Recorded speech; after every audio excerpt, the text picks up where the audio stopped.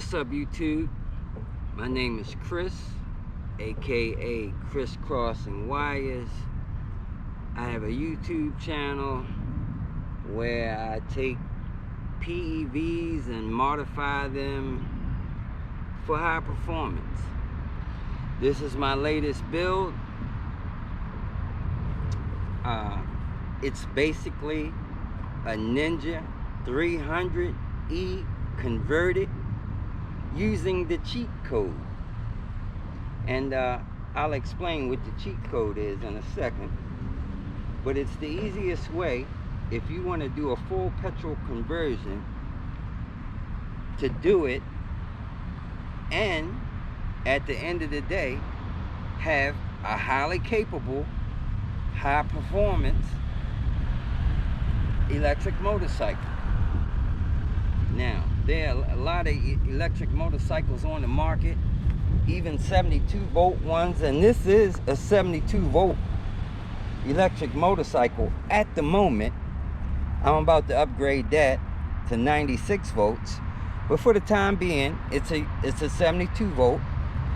And if I was going to compare this with other 72 volt electric motorcycles currently being manufactured by big companies, I would have to say that this one is probably a little better than theirs in terms of performance goes. They may have some better equipment as far as like the weakest link on this bike as of right now, and I'm going to upgrade those as well, is the suspension. But other than that, this is a great bike. Now the cheat code,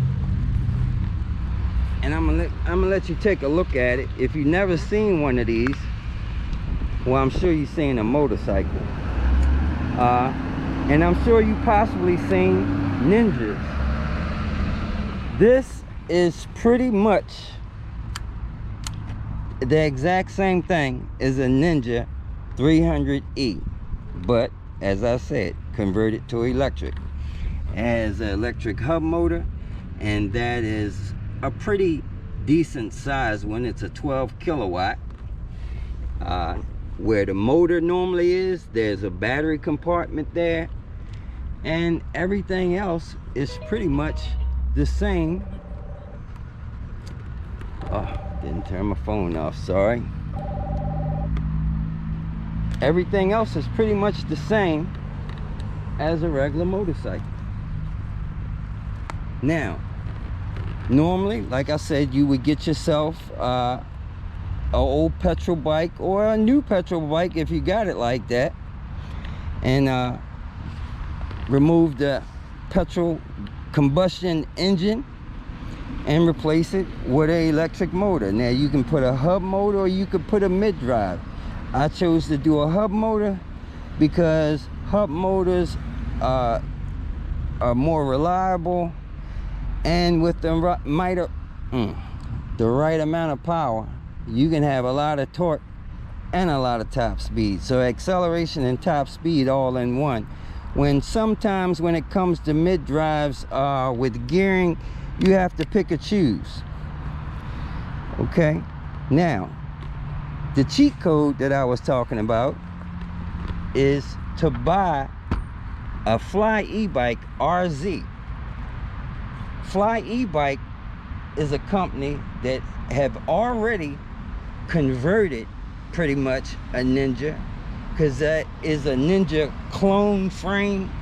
The frame itself is exactly the same as a Ninja 300 or 400 frame. All right, so they've done all the hard work, made you a nice battery compartment. You can buy this bike fully built with an electric motor, with a 3 kilowatt or 5 kilowatt motor. Fly e-bike isn't the only company. There's some other companies like Emo that make these pretty much all the same bike. The differences being the batteries that they come with. The base models of these come with lead acids that are terrible. Pretty much you'll only get one little riding season out of those. Not to mention with horrible performance. The performance is really bad because they have a low current output. So, you know, a lot of people that aren't really knowledgeable about e-bikes would buy one of those with lead acids. And when the lead acids go bad, they start shopping around for alternatives and find out that the battery is pretty expensive, and most people are ready to get rid of them at that point, when you could easily buy a lithium pack and, you know, replace those lead acids and have much better performance even on the stock e-bike. Now stock, they're really not that powerful, but they're still pretty good considering if you compare it to the average e-bikes. They go about 55 miles an hour stock. They come with 80 amp Langbo controller or Vital 100 amp with a 5 kilowatt or 3 kilowatt QS. You get lucky if you get a 5 kilowatt. Most of them come with a 3 kilowatt. Now, even with that 3 kilowatt, you can upgrade the controller and the motor and have a really decent, you know, commuter to get around. You can actually get up to 80 miles an hour on a stock motor with the right controller and the right battery. However, if you want to take this thing to the next top level, you can actually make this a really capable high performance electric motorcycle, and that's pretty much what I've done here with that 12 kilowatt hub and the controller that is currently on this bike, a ASI BAC 8000. Is good for 450 DC line amps, 850 phase amps. That'll get you roughly 32 kilowatts, and that's moving pretty good with this setup and the battery that's on this bike. Now, if you don't know a lot about electric bikes, it should be common sense that the battery, being the power supply of an electric bike, is the most important component. You know, without a good battery, everything else is not going to be capable of doing too much of anything. So battery first, a good high quality one, with pretty much a, you know, if possible, large capacity, so you can have decent range. And with large capacity also you get high discharge, so you can have a lot of torque and power. The pack that's on this bike right now is a 94.5 amp hour Molicel P45B pack. I built this pack on my own. This pack is capable of about 1,000 DC line amps max, but like I said, running it right now at 450 DC is nothing for that pack. So it's, you know, doing really well. Actually, I was able to achieve 104 mile per hour on this bike, and that is really good for a 72 volt system. You know, the higher the voltage, normally the more RPM and the faster speeds you can obtain. They have high voltage electric motorcycles up to 200, maybe 300. There are even some that 400 volts, and as you can imagine, those things haul ass. I think the fastest electric motorcycle right now, production motorcycle, is like 200 and some miles an hour. I think it's called the Lightning. But you know, as I stated, using my cheat code, you can have yourself a really capable bike. Roughly, I have about $6,500 to $7,000 in this bike as of now, and that's because I've done most of it myself. It would probably cost about 9 to 10 grand, maybe, if you had to buy a battery like the one I have in here. But being as though I made this battery, I saved myself a whole lot of money. A pack like this would cost maybe $5,500 to $6,000, just because of its build quality, the size of it, and the premium cells that it has in it. So, you know, like I said, if you DIY'd it, you could save yourself a lot of money. I'll go over a few features about this bike. I have variable e-brake. That's my variable e-brake right there. So that saves the pads, even though on this is not a big deal. The brakes are pretty good, but I use the e-brake a lot, like I said, to put power back in the battery. Let's see, I have my rear view camera, and I highly recommend one of those if you're an e-bike rider, if you ride regular bicycles, if you ride motorcycles, anything on two wheels. I highly recommend one of these. It keeps you from, you know, looking around and taking your eyes off the road, especially if you're going fast. The last thing you want to do is be looking over your shoulder. And if you're trying to look out of these little mirrors, obviously they're terrible.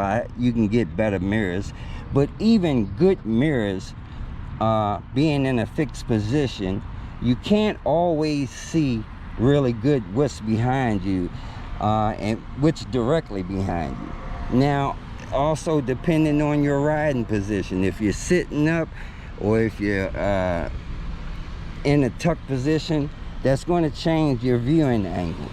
So the great thing about that is you have a full 180-degree view of everything behind you. It makes it so much better and safer, in my opinion, even with sitting at red lights. You know, I hate sitting at red lights sometimes because there's always somebody texting or not paying attention, or somebody intoxicated that can, you know, rear end you. And being rear ended on a bike is not going to turn out too well for us. So, you know, normally when I come to a red light or a stop sign, I don't sit in the center of the lane anyway. I normally try to sit to the left or to the right, just to give them you know, some space to go around me if possible. But just being able to see what's coming up behind me is I like being able to see that. So that's where I had my rear view camera mounted. I actually put a little pipe in there so the camera could clamp to it. As far as the monitor, that is a handlebar extension for regular e-bikes that I put on here so I could mount that that monitor. I don't know if you can see how it clamps on that little bar, but that's the way I have it. It works pretty good. Let's see what else. As far as my displays, obviously I'm using cell phones for my displays. Same thing with a lot of bikes, even like Stark Vargs, they use cell phones for the displays because you can use an app. Now what's running the bike is kilowatt, and I swap back and forth between what's doing what. As right now I have a kilowatt on this phone, and this is the one that's actually running the bike. You can see the gears, reverse. This thing even has reverse, neutral, 1, 2, and 3. When it's in 1 is pretty much like my eco mode. That's like 2,000 watts, and that's like really low power for this bike. However, it will still get up to a decent, you know, top speed. It just takes a while to get there, but it saves you a lot of power. And you know, on e-bikes, if you turn your display off and we're controlling your bike, you'll be able to Like if the police stopped you and wanted to check how fast your bike was, you could put it in one, turn the app off or the phone off, and they wouldn't have any idea how to turn the power up. So, you know, that works. But anyway, that's pretty much it. I'm trying to think what else I could say about this thing. But yeah, that's my e-motorcycle. So as I said, far as money wise, what I've spent on this bike, I did an average, I think it was roughly like $7,000, maybe $8,000 on this bike. It could have been cheaper because I could have sourced some stuff cheaper, but I saved a lot of money on the battery, because a battery like the one I have in this bike, if I were to have to purchase that battery, if I told somebody what I wanted, 94.5 amp hour, and I needed this many DC line amps, and I mean real DC line amps, not no ghost amps, ghost watts, real watts, probably $5,500 to $6,000 for a really good 20S 21P P45B pack, you know, not no bunk piece of junk.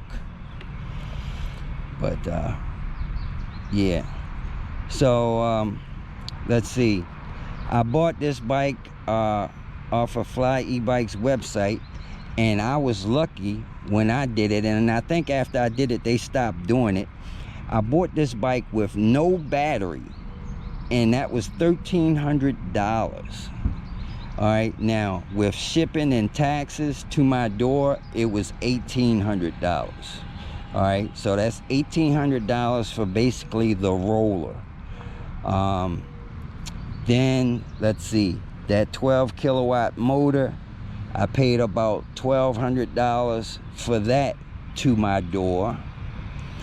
94.5 amp hour pack, that is 420 cells, Miles LP 45Bs. Now depending on where you get those from and how much you pay for them, you do your own math on that. But 420 Miles LP 45Bs, ASI BAC 8000, roughly $1,000 depending on where you get that. 1,200 if you got the GLE system like I got, with the GLE integration, comes with the variable e-brake and all that great stuff. Let's see, let's controller, battery, motor. That's pretty much everything, all the main parts. And you got small stuff like domino. I got a domino throttle on here. The little rear view camera is 50-60 bucks. Yeah, that's pretty much all the main stuff, man. So yeah, I think 420 cells. Well, I got a pretty good price on them, but yeah, like I said, you calculate that up, and that's just for the cells alone. But anyway, I done ran my mouth enough.